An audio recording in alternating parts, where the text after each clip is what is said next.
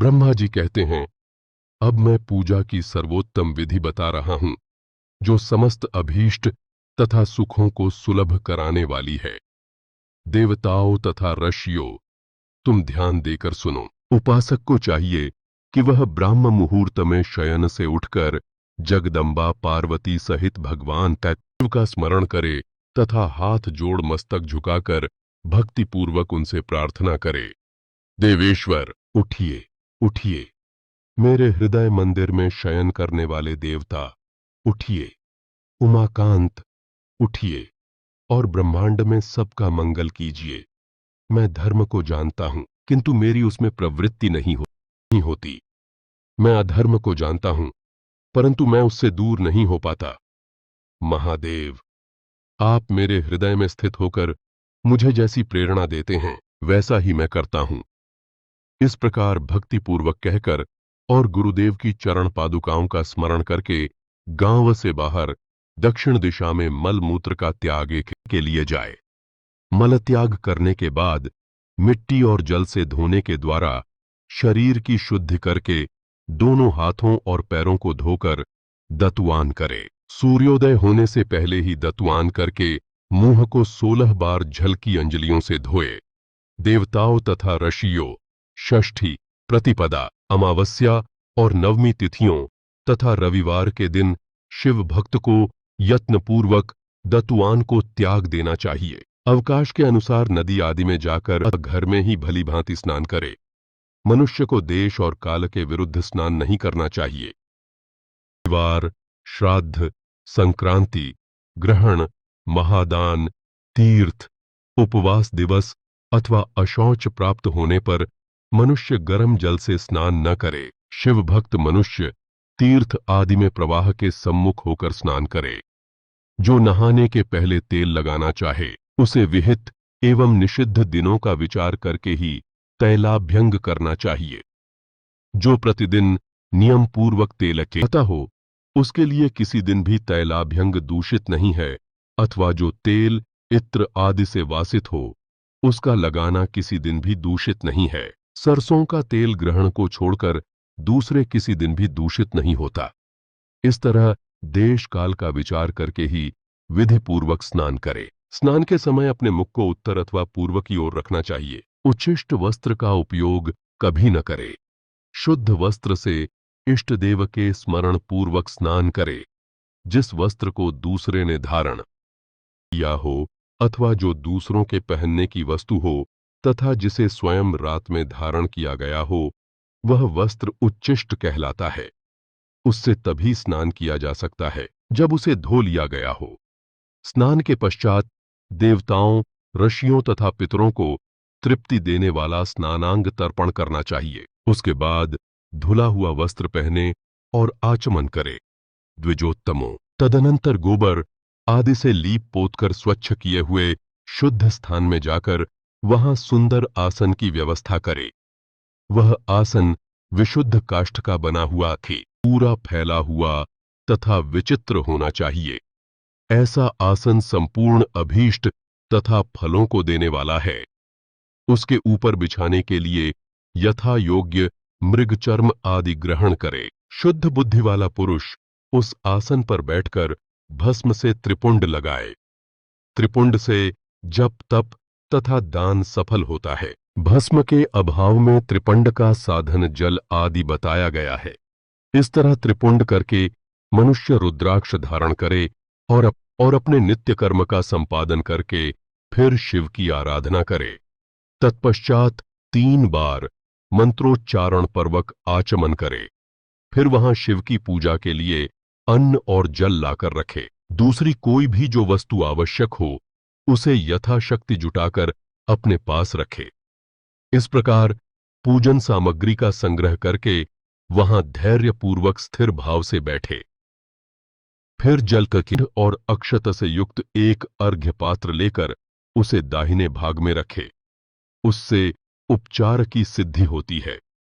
फिर गुरु का स्मरण करके की आज्ञा लेकर विधिवत संकल्प करके अपनी कामना को अलग न रखते हुए पराभक्ति से सपरिवार शिव का पूजन करे। एक मुद्रा दिखाकर सिंदूर आदि उपचारों द्वारा सिद्धि बुद्धि सहित विघ्नहारी गणेश का पूजन करें। लक्ष्य और लाभ से युक्त गणेश जी का पूजन करके उनके नाम के आदि में प्रणव तथा अंत में नमः जोड़कर नाम के साथ चतुर्थी विभक्ति का प्रयोग करते हुए नमस्कार करें। यथा एयूएम गणपतये नमः अथवा एयूएम लक्ष्य लाभयुताय सिद्धि बुद्धि सहिताय गणपतये नमः। तदनंतर उनसे क्षमा प्रार्थना करके पुनः भाई कार्तिकेय सहित गणेश जी का पराभक्ति से पूजन करके बारंबार नमस्कार करें। तत्पश्चात सदा द्वार पर खड़े रहने वाले द्वारपाल महोदय का पूजन करके सती साध्वी गिरिराज नंदिनी उमा की पूजा करें। चंदन, कंकम तथा धूप, दीप आदि अनेक उपचारों तथा नाना प्रकार के नैवेद्यों से शिवा का पूजन करके नमस्कार करने के पश्चात साधक शिवजी के समीप जाए। यथासंभव अपने घर में मिट्टी, सोना, चांदी, धातु या अन्य पारे आदि की शिव प्रतिमा बनाए और नमस्कार करके भक्तिपरायण हो उसकी पूजा करे। उसकी पूजा हो जाने पर सभी देवता पूजित हो जाते हैं। मिट्टी का शिवलिंग बनाकर विधिपूर्वक उसकी स्थापना करे। अपने घर में रहने वाले लोगों को स्थापना संबंधी सभी नियमों का सर्वथा पालन करना चाहिए। भूत शुद्धि एवं मात्र का न्यास करके प्राण प्रतिष्ठा करे। शिवालय में दिक्पालों की भी स्थापना करके उनकी पूजा करे। घर में सदा मूल मंत्र का प्रयोग करके शिव की पूजा करनी चाहिए। वहां द्वारपालों के पूजन का सर्वथा नियम नहीं है। भगवान शिव के समीप ही अपने भी आसन की व्यवस्था करे। उस समय उत्तराभिमुख बैठकर फिर आचमन करे।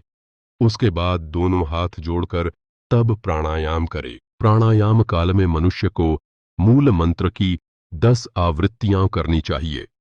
हाथों से 5 मुद्राएं दिखाए। यह पूजा का आवश्यक अंग है। इन मुद्राओं का प्रदर्शन करके ही मनुष्य पूजा विधि का अनुसरण करे। तदनंतर वहां दीप निवेदन करके गुरु को नमस्कार करे और पद्मासन या भद्रासन बांधकर बैठे अथवा उत्तानासन या पर्यकासन का आश्रय लेकर सुखपूर्वक बैठे और पुनः प्रयोग करे। फिर अर्घ्य पात्र से उत्तम शिवलिंग का प्रक्षालन करे। मन को भगवान शिव से अन्यत्र न ले जाकर पूजा सामग्री को अपने पास रखकर निम्नांकित मंत्र समूह से महादेव जी का आवाहन करे।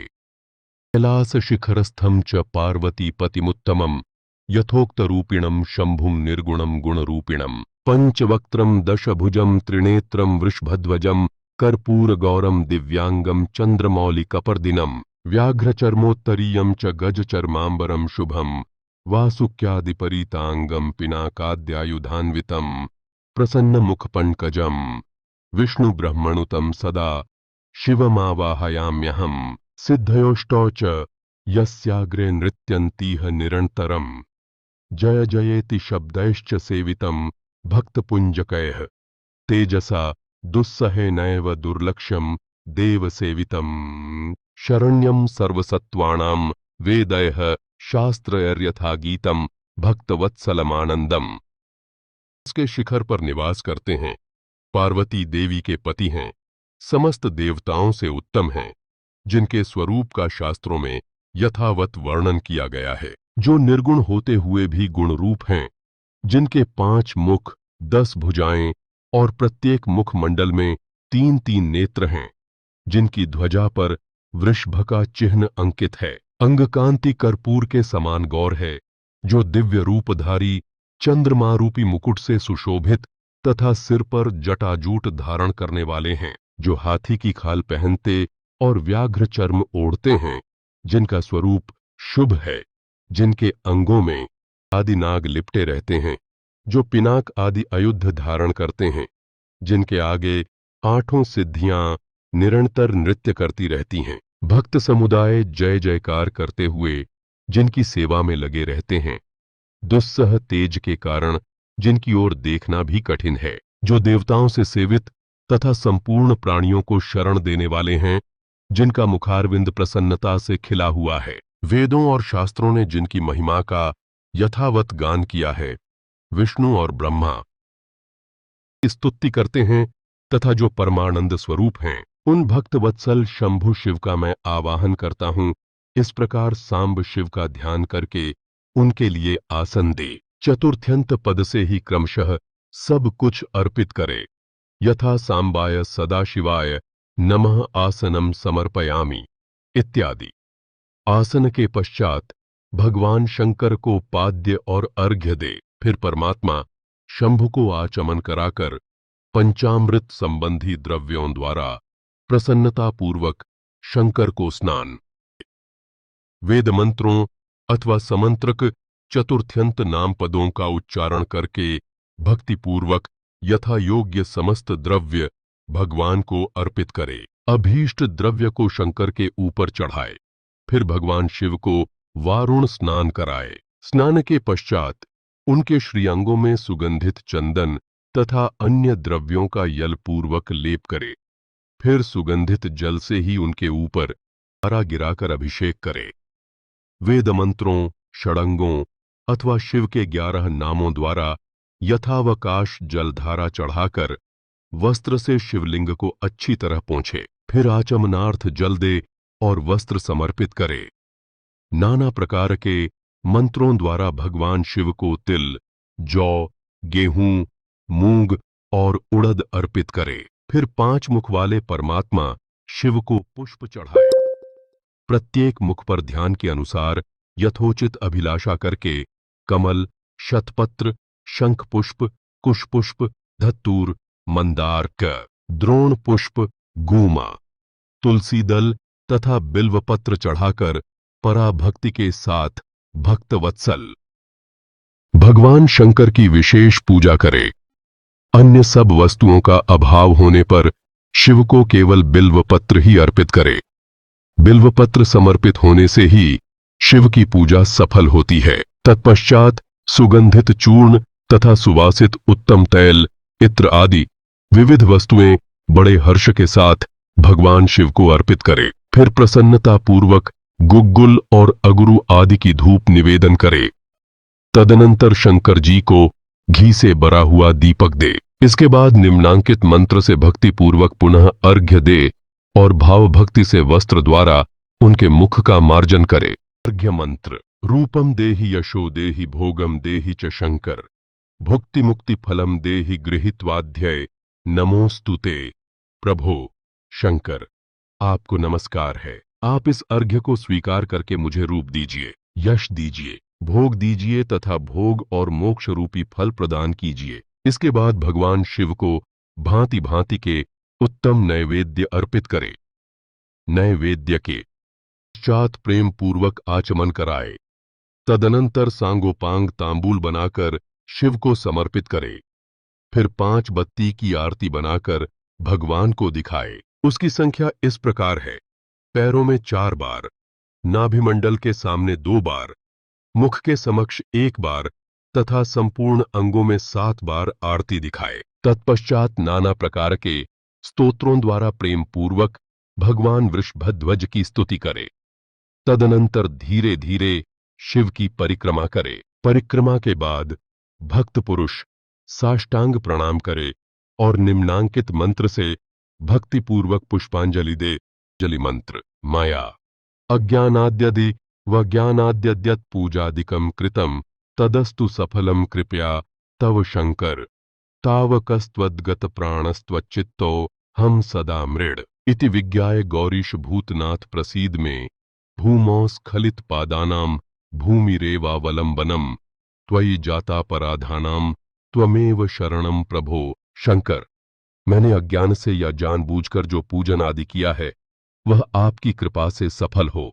मृड, मैं आपका हूं, मेरे प्राण सदा आप में लगे हुए हैं, मेरा चित्त सदा आपका ही चिंतन करता।